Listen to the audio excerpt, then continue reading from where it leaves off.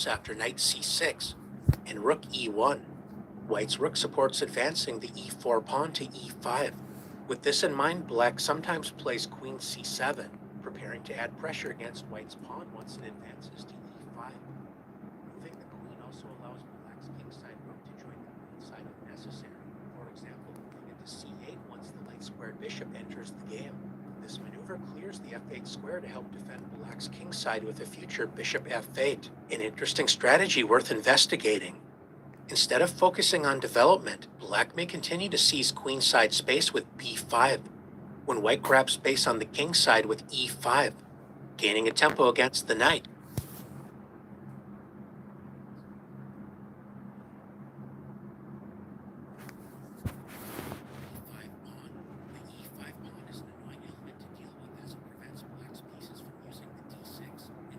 Squares.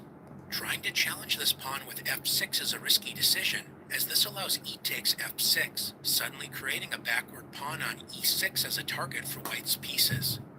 After playing e5, gaining a space advantage on the king side, white begins the second phase of preparing to maneuver pieces toward that side of the board, starting with knight f1. This clears the path for the dark-squared bishop, but it isn't immediately obvious how white intends on activating the knight on f1. e3 is the obvious choice, adding pressure against black's center, and it sometimes is used with good effect, but it may surprise you that white could have another idea in mind. As both sides prepare their play on opposite sides of the board, we don't see a direct confrontation just yet. Black continues to grab space on the queen side with a5, and white claims space on the king side with h4. The h-pawn may continue to advance up the board, possibly softening black's dark squares if allowed with h5 and h6, confronting the g7 pawn. The h-pawn is also useful on the h4 square, as it supports a possible bishop g5, trying to exchange the dark-squared bishop, a key defender of black's kingside. The h4 pawn also supports a possible knight g5, adding serious pressure against black's kingside while opening up a path for queen h5, when black's king is certainly feeling the heat on the king side. A less obvious point behind h4 is opening up the h2 square for white's knight on the first rank, preparing to enter the kingside action with knight g4, eyeing the important f6 and h6 dark squares surrounding black's king.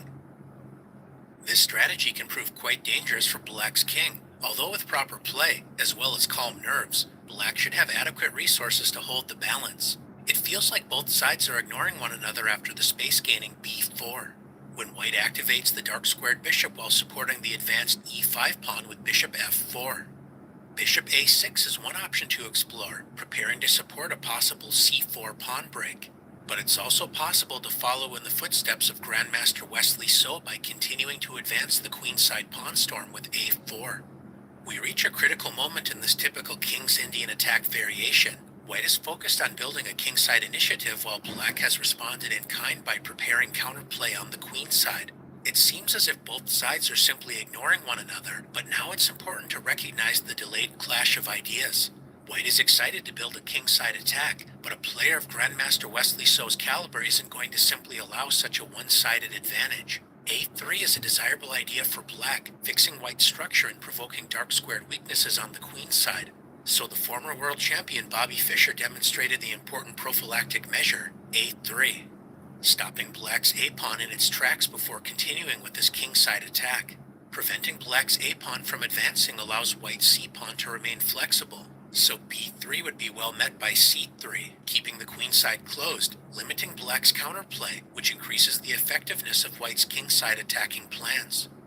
The middle game struggle is typically defined after b takes a3. B takes a3, opening up the b file, followed by bishop a6, activating the light-squared bishop while preparing counterplay down the b file with rook b8, eyeing the b2 square, as well as contemplating knight d4, adding pressure against the c2 pawn while challenging white's knight. As black prepares to generate counterplay on the queen side, white will likely advance the h-pawn up the board, trying to provoke weaknesses after h6, turning the h6 pawn into a hook that white will try to use to tear open black's kingside. Or if allowed, provoke dark-squared weaknesses after h6, attacking the g7 pawn. Knight e3 is also possible, adding pressure against the center and preparing a possible pawn thrust c4. but white may also follow the typical King's Indian attack recipe of knight 1 to h2, eyeing the g4 square, intensifying the pressure against black's kingside. The prophylactic a3 is an important line for the viewer to investigate, but Grandmaster So's opponent, the rising Polish star Grandmaster Jan Krzysztof Duda, ignored Wesley's idea and continued with the tempting, but less accurate knight 1 to h2. The knight eyes the g4 square, but black forces white to react to his idea after the strong shot a3, threatening the unprotected b2 pawn when white is forced to make a queenside concession. Capturing the pawn activates black's rook on the a file. It also weakens the c3 square, which a black knight would love to exploit. Grandmaster Duda decided to play b3, fixing the queenside structure, creating a serious hole on c3. This also invites a black knight to d4, as white can no longer challenge this knight with c3. White shouldn't be too eager to exchange knights on d4, allowing black to open up the c-file after c takes d4, an important source of queenside counterplay. In the game, Grandmaster So continued with the plan of bishop b7, clearing the path for rook c8, preparing to break open the queenside with c4. Wesley later played rook e8, and in this case allowing the knight on d7 to help support the kingside if needed with knight f8. This is one of the sharper lines of the King's Indian attack, but we can also see the positional subtlety required to play this line well. You wouldn't automatically assume securing the a3 square could be an important factor in increasing the strength of white's kingside attack, but it was precisely this point that allowed black to gain a comfortable advantage, building dangerous counterplay on the queenside that allowed Grandmaster So to bring home the full point. That being said, if you're not a world-class grandmaster just yet, successfully defending against white's kingside pressure isn't always so easy in a practical game. So it's definitely worth your time to study model games to gain a sense of how these general ideas may play out in practice. e6 can lead to very concrete play in which white tries to build a dangerous kingside initiative, while black seeks counterplay on the queenside. This does tend to lead to sharp play with plenty of interesting ideas for both sides to explore. One drawback to e6 is it does restrict the light-squared bishop, so let's introduce some other important ideas. Exploring a kingside fianchetto with g6 and bishop g7 is one solid option. Black may also decide to advance the c-pawn forward, either supporting the center with c6. A more ambitious approach is to fight for central and queenside space with c5. White can remain flexible by castling, when black may pose a critical question with knight c6. Black is suggesting the option of building a broad center with e5, resembling a d4 opening with colors reversed. White may decide to continue with d4, turning the game into a Grunfeld defense with colors reversed, provoking sharp complications worth exploring. In addition to c4, white may decide to play in the style of the King's Indian attack with d3, allowing black to either transpose into lines we just explored with e6, or grab more central space with e5. White's position is now a King's Indian defense reversed, meaning that white is playing a sharp mainline defense against d4 up a tempo. White may borrow a page out of the King's Indian defense playbook by immediately striking in the center with e4. The e-pawn is tactically supported as explained in another King's Indian defense introductory video. White may also decide to keep it simple by playing knight b to d2, preparing to meet bishop e7, with the central strike e4. Adding pressure against black's central d5 pawn, preparing to meet the space-gaining d4 with knight c4, adding pressure against black's center. Black may also decide to maintain the tension by castling, when one idea is to play e takes d5, opening lines for the light-squared bishop on the long diagonal, as well as the e-file to add pressure against black's center. This leads to positions in which a familiarity of typical King's Indian defense themes will prove useful for both sides. Since white is not directly occupying the center with pawns, black is able to grab more space with c5, often leading to mainline d4 openings with colors reversed, when the extra tempo for white can lead to unique positions definitely worth exploring. Instead of playing the space-gating c5, black may use the c-pawn to reinforce the center while restricting white's light-squared bishop with c6. If white wants to keep the game in King's Indian attack territory, then once again white may castle, when black can activate the light-squared bishop before committing to e6. One option to explore is bishop f5, fighting for central control and delaying white's e4 pawn break. That being said, sooner or later white usually achieves d3 and e4, challenging the light-squared bishop. With this in mind, black usually plays h6, preparing to tuck the bishop away on h7 when necessary. A more popular option is to play bishop g4, adding pressure against the knight on f3. Attacking the bishop with knight e5 is not considered too critical, as black can play bishop f5 or bishop h5, preparing to later challenge the knight on e5 with knight b to d7. In this scenario, black shouldn't face any serious problems out of the opening. Confronting black's bishop with h3 is one critical option, allowing black to surrender the bishop pair with bishop takes f3, followed by striking in the center with e5. White may also decide to play d3, when after knight b to d7. Playing c6 suggests this natural square for the knight, possibly preparing e5. But it's also perfectly reasonable to prepare a light-squared central triangle with e6. Of course, white may continue with the familiar knight b to d2, preparing to meet e5 with the typical e4. If black decides to play e6, and white continues with the typical e4, black may calmly respond with bishop e7. Notice that e5 is not possible, as black can simply capture the pawn, taking advantage of the pinned knight on f3.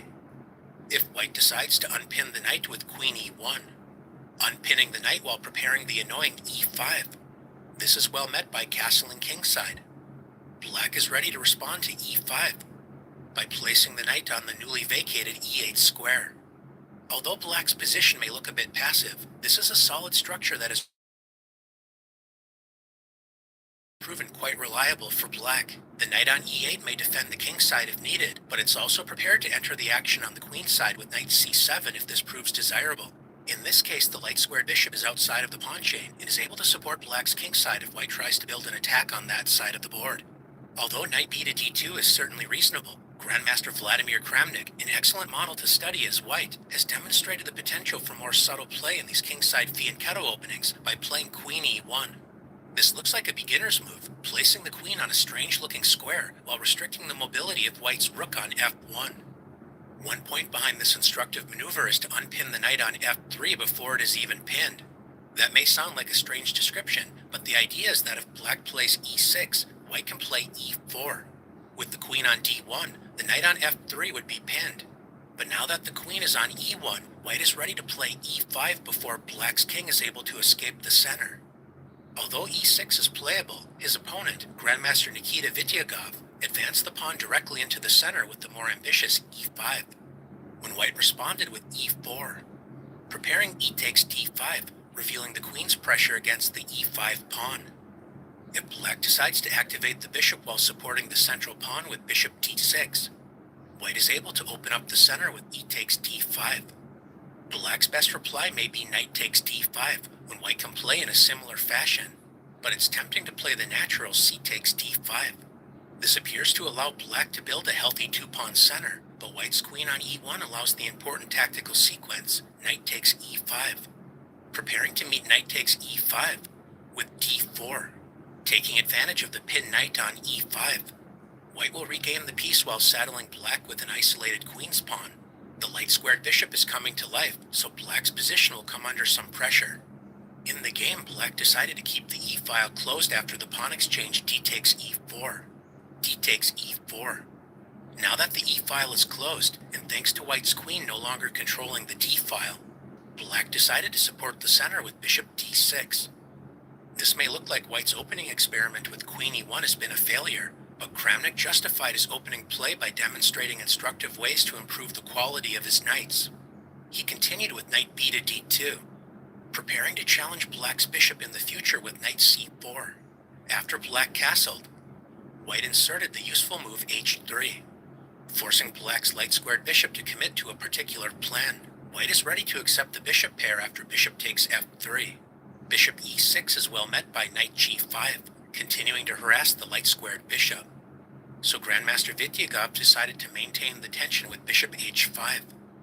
This sensible move does have the drawback of giving up the f5 square, an important positional point we'll see in a moment. Kramnik gained a tempo against black's dark-squared bishop with knight c4, preparing to meet bishop c7 with a4, grabbing space while also fighting for control over the b5 square. The e5 pawn is under serious pressure, so black added more protection with rook e8. Expanding on the queen side with b4, followed by bishop b2 is an interesting option to explore.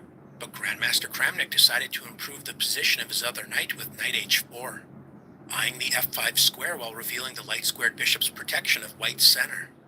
This enabled white to meet knight c5, adding pressure against white's center while preparing knight e6, eyeing the d4 and f4 squares.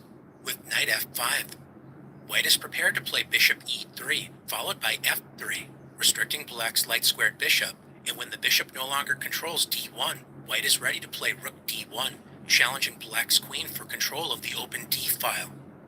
To be fair, black's position is by no means a disaster, but this subtle positional pressure can be difficult to manage, especially when you're facing a positional maestro like Kramnik. As you can see, the King's Indian attack doesn't have to be a routine opening in which white repeats the same opening moves no matter how black responds, so there's plenty of room to develop one's positional understanding. The King's Indian attack focuses on rapidly developing the king side, followed by striking in the center with d3 and e4. Just like the King's Indian attack, the ready opening shares a kingside fianchetto, but instead of challenging black's center with the well-timed e4 shot, the ready challenges black's center with c4, immediately confronting the d5 pawn, threatening to trade a flank or non-center pawn for black's central d5 pawn. The ready is a hypermodern opening in which white tries to control the center from a distance, exerting piece pressure against black's classical center.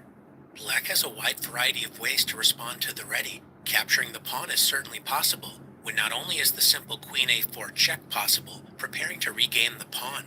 Knight a3, as well as e3 are interesting ways to challenge the c4 pawn. If black wants to follow a more classical approach, occupying and maintaining pawns in the center, then we may consider two main approaches, supporting the central pawn with c6 or e6, or claiming more central space with d4. This position resembles the Benoni defense with colors reversed, a sharp, double-edged system against d4. Just like in the Benoni, white can chip away at black's center with e3, or first decide to develop the king side with g3 and bishop g2. Since black is likely going to reinforce the center with c5 and or knight c6, a typical ready response is b4. White claims more queenside space, fighting for control over c5, one of the key squares black uses to support the advanced d4 pawn. White is prepared to play bishop b2, adding a second attacker against the invading d4 pawn. One solid way to handle this is by playing g6, preparing to support the center with bishop g7. Another concrete option is to play f6. At first glance, the f6 pawn may look a bit ugly, and it's not without its positional drawbacks, but this is a challenging option not to take lightly.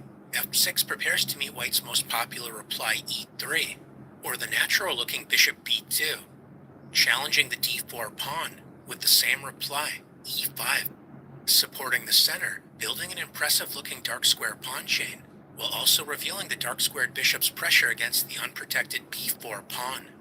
White may consider such responses as a3, supporting the b4 pawn, or c5, blocking the dark-squared bishop's pressure against the b4 pawn. White may also offer sharp gambit play with e3, leading to interesting and unique complications. f6 may look like a slightly exotic pawn move, but it's worth noting that if you're seeking an exciting, double-edged game with black, then you may be thrilled to examine the radical pawn thrust, g5. This shocking and somewhat underrated move is a more serious attempt than it may first appear. Grandmaster Mateus Bartel used this to draw Grandmaster Duda in an important national championship encounter, so it should not be underestimated.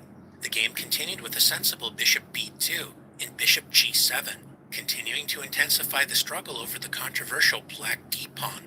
This is a good starting point to start your analysis, but the main point to understand is that accepting the pawn immediately with knight takes g5 is a tempting, but also suboptimal reply, as black has the strong response e5, strengthening the center while both discovering the queen's attack against the knight, as well as the bishop's attack against the b4 pawn, leading to a promising game for black.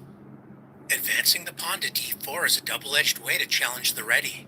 One solid approach is to simply defend the d5 pawn with either c6 or e6. If black decides to play c6, this invites a transposition to the Slav or semi-Slav defenses with d4. Since d takes c4 followed by b5 suddenly becomes a possibility, White may decide to support the c4 pawn with b3 or e3, leading to a slower-paced positional struggle.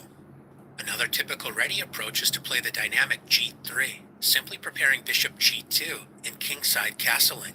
This approach offers gambit play if black decides to accept the pawn with d takes c4, gaining a pawn for the time being while also opening the d-file for black's queen. In compensation, white's light-squared bishop can become quite dangerous down the long diagonal, and white may decide to later open up the queen side and cement the gambit with b3, leading to strategically complex play.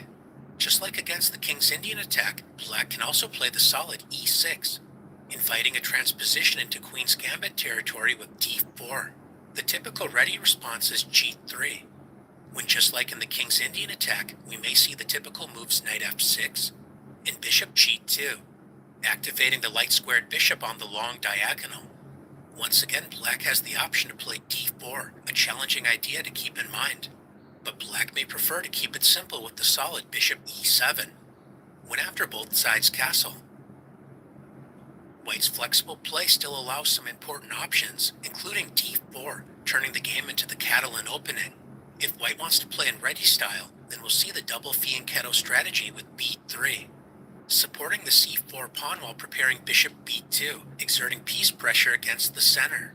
Fighting for more central space with c5 is one popular option, and black may also decide to activate the light-squared bishop with b6, preparing to meet bishop b2 with bishop b7, helping support black's center and preparing to activate the light-squared bishop down the long diagonal if black decides to play d takes c4. We see a typical clash of styles. Black has classically occupied the center with the d5 pawn and enjoys a central space advantage. White's hypermodern approach applies indirect pressure from the flanks with a pawn on c4, as well as long-term piece pressure. This sort of play may lead to extended tension, in which a majority of pieces remain on the board, or in some cases both players may agree to simplify into an interesting endgame struggle. A typical direction of play continues with e3, supporting the center as well as opening up the e2 square for white's queen, which then allows white to centralize a rook with rook d1, preparing to support the advance of the d-pawn. After black claims more space with c5, not only is queen e2 an interesting option, white may immediately increase the tension against black's center with knight c3. Knight b to d7 is one interesting option to explore. D takes c4 is also possible, opening both the d-file as well as the long light-squared diagonal. And black may also choose to activate the last minor piece with knight c6. The knight helps support the center, so black's position is well prepared to meet a non-committal move such as queen e2, with the space-gaining d4, gaining a tempo against the knight while taking over the initiative. With this in mind, white typically plays c takes d5, preparing to meet e takes d5 with d4, cementing black's d5 pawn in place, which will prove to be a target for white's pieces. A more popular option is to capture the pawn with the knight. Grandmaster Wesley So, playing white, continued with the instructive knight takes d5. His opponent, Grandmaster Lenier Dominguez, decided to keep the long light-square diagonal free of pawns by playing queen takes d5. Capturing with the queen also opens up the d-file for black, preparing to add serious pressure against white's d-pawn with a move such as rook a to d8. The queen on d5 shouldn't sit too comfortably, as it's aligned with the enemy light-squared bishop. Only on move 12 does Grandmaster So commit his first pawn into the direct center with d4. It's important for black to avoid clarifying the tension in the center with c takes d4, as this allows the crushing knight takes d4, revealing the bishop's power on the long diagonal. When black is forced to lose material, you know it's a bad sign when black's best practical attempt is to sacrifice the queen for two minor pieces after queen takes g2 check, preparing to meet king takes g2 with knight takes d4 check, revealing the bishop's attack on the long diagonal. This is well met by closing the diagonal with f3, when black simply lacks sufficient compensation. If black tries to maintain the material balance with queen d7, this is short-lived after knight takes c6, capturing the knight while revealing the queen's attack against its counterpart on d7. After bishop takes c6, not only is queen g4 a strong option, threatening checkmate as well as taking over the center with rook f to d1, white may simply win the exchange with the forcing queen takes d7, bishop takes d7, and bishop takes a8. The hidden dynamic potential in the ready should not be underestimated, and slowly building one's position from the flank should not be misunderstood as passive play. Rather than clarifying the tension, black may explore rook a to d8, preparing to meet knight e5, discovering the bishop's attack against the queen, with queen d6. In this case, black has a playable, although somewhat less comfortable game compared to white. Grandmaster Dominguez demonstrated a more solid path with queen f5, removing the unpleasant tension with white's bishop on the long diagonal. This also clears space on the d-file, so if white decides to play d takes c5, opening up the long dark square diagonal, black is ready to gain a tempo against the queen with rook f to d8, prior to regaining the pawn on c5. Grandmaster So decided to reveal the strength of the light-squared bishop with knight e5, increasing the tension against black's knight, as well as revealing the light-squared bishop's pressure down the long diagonal. This is a good practical option, because if black tries to support the knight with the sensible-looking moves such as rook a to c8, the queen on f5 is suddenly reminded that it isn't as flexible with an enemy knight on e5, so white can grab more space in the center with e4. Black is faced with an unpleasant prospect of queen f6, allowing the fork knight d7. Because if black tries to move the queen to g5, this allows white's kingside potential to come to life with f4. And if the queen tries to seek shelter on the h6 square, this is short-lived after knight g4, attacking the queen yet again. Queen h5 loses the queen after knight f6 check, revealing the queen's attack against h5. And moving the queen to g6 allows white's powerful kingside initiative to march forward with f5. Black's overwhelmed position is no match for white's dynamic kingside play. Knight e5 is a dangerous move, but Grandmaster Dominguez found black's only satisfactory response, knight takes e5, allowing white to gain the bishop pair after bishop takes b7. It appears black is in serious trouble as the knight on e5, as well as the rook on a8 are under pressure, but black is able to hold the balance with rook a to d8, pinning the d4 pawn to the queen. When after queen e2, unpinning the d-pawn, not only is c takes d4 possible, black decided to offer an exchange of queens with queen d3. When Grandmaster So allowed an exchange of queens on his terms with rook a to e1, activating the queenside rook after queen takes e2, rook takes e2. Grandmaster Dominguez secured the knight with knight d3, attacking white's dark-squared bishop. Bishop a3 is one interesting option, pinning the c5 pawn to the dark-squared bishop, but Grandmaster So preferred to keep the bishop on the long diagonal with bishop a1. He continued with the plan of c takes d4, preparing to meet bishop takes d4 with bishop f6, exchanging dark-squared bishops at the expense of slightly compromising black's structure after bishop takes f6.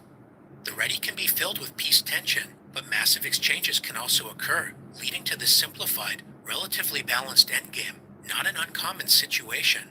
This is not to say the position is easily drawn. In fact, Grandmaster So was able to grind his opponent down and went on to win the game. Instead of transposing into more classical options by playing d4 on the second move, the ready with c4 or the King's Indian attack with g3 are both valid ways to steer the game toward less theoretical lines. In these openings, general positional understanding and experience may prove more important than remembering concrete variations. That being said, the King's Indian attack in particular can become quite sharp, so there's plenty of opportunity to highlight dynamic themes to complement the positional nature of these knight f3 openings. Whether you're looking for a way to consistently handle the white pieces, or find ways to challenge these systems as black, you have no shortage of interesting ideas to explore. Best of luck in your future adventures, right here on chess.com.